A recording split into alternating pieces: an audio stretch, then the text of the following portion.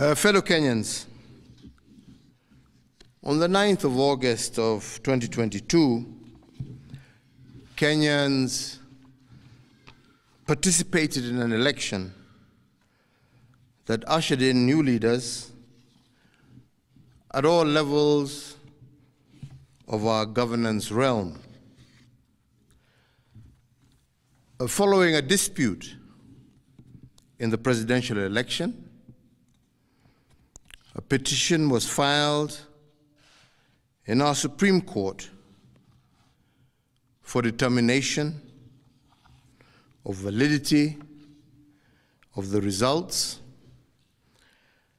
and the Supreme Court has today pronounced itself on this matter. When I was sworn in as your president, I made a pledge to the country, a pledge to uphold the rule of law and the decisions made by the judiciary on all matters appertaining to our governance. Today, the Supreme Court made a ruling on the presidential dispute, upholding the results announced by the Independent Electoral and Boundaries Commission on the 15th of August, 2022. And in keeping to the pledge that I made to uphold the rule of law when I took the oath of office, I commit to executing the orders of this court to the letter. The process of handing over is in progress through the Assumption of Office Committee, which actually has already begun its work as of August 10th, 2022. And indeed, it is my intention to oversee a smooth transition to the next administration, and all the necessary orders to facilitate this process have already been issued.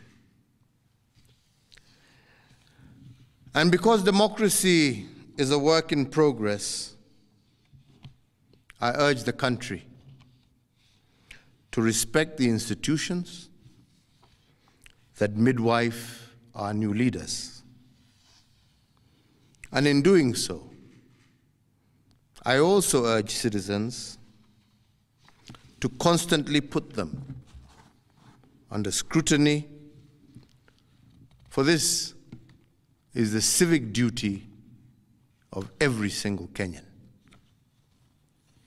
In particular, this civic duty requires every citizen to constantly put the truth presented by our constitutional institutions to test.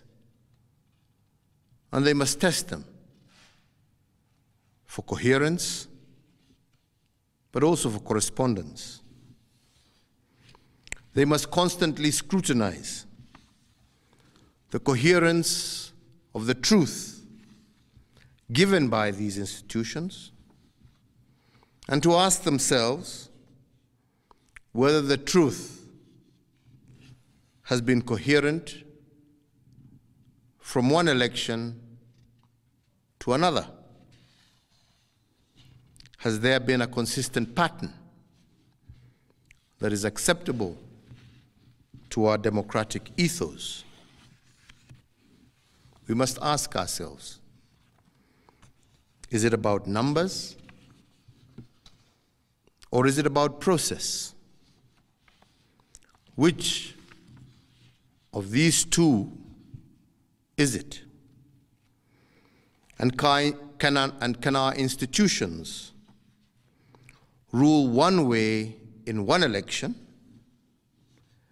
and another way in another election without scrutiny? I do invite you, Kenyans, to keep vigil, and indeed to hold all institutions to account. The second thing we must place under scrutiny is whether the truth given by institutions has correspondence. That is, do the truths given by our institutions correspond with what is observable by the citizen? True beliefs and true judgments must correspond to the actual state of affairs. But do our constitutional institutions meet this threshold? While we must appreciate these institutions, we must also hold them to account at every juncture.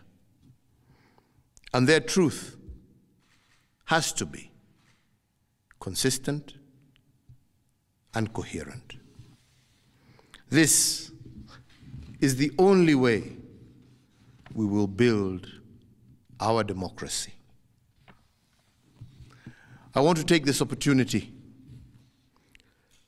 to thank every single Kenyan for holding a peaceful election.